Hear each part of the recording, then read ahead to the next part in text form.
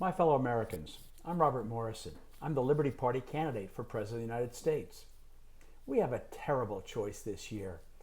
Vice President Biden will make us pay to kill millions of unborn children, even though he says we cannot afford Medicare for all. Every child born in America earns $1 million in her lifetime. Killing them wounds our future. Tromp and his minions hate immigrants. That's true. He wants to slash immigration in half and admit only those who are rich. That would let atomic scientist Albert Einstein come here, but it would have turned away poor immigrants like the parents of Dr. Jonas Salk. He brought us the cure to polio. George Washington welcomed the immigrants. He said the bosom of America is open to receive poor and oppressed peoples of all nations and religions. Abraham Lincoln signed the most pro-immigrant bill in American history. Lincoln said it was an ever-replenishing stream afforded by Providence to repair the ravages of internal war. FDR tried desperately to persuade Congress to permit more refugees fleeing Hitler. He reminded us that we are all descendants of immigrants and refugees. Ronald Reagan was proud he voted 4 times for Franklin D. Roosevelt, and I'm proud I voted 5 times for Reagan. Reagan welcomed boat people in his farewell address to America. "Hello, American sailor. Hello, freedom man." Reagan quoted them in his story of Vietnamese refugees on the high seas.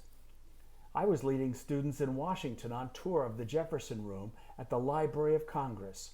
I pointed up to the magnificent marble columns and noted the quote in gold at the top.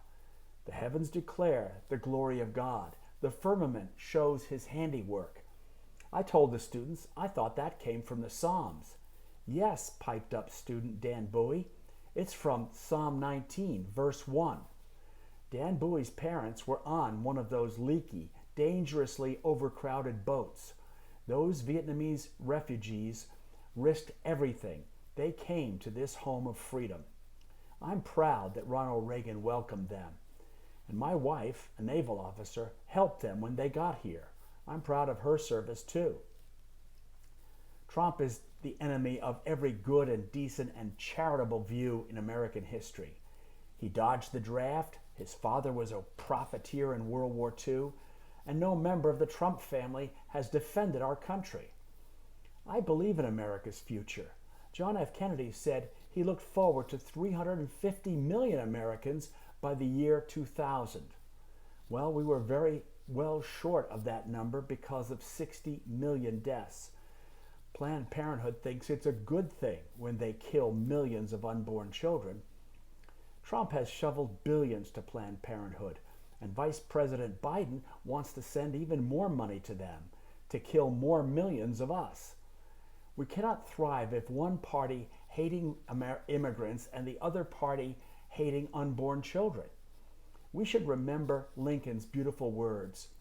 "Nothing stamped in the divine image was sent into the world to be trod upon and imbruted."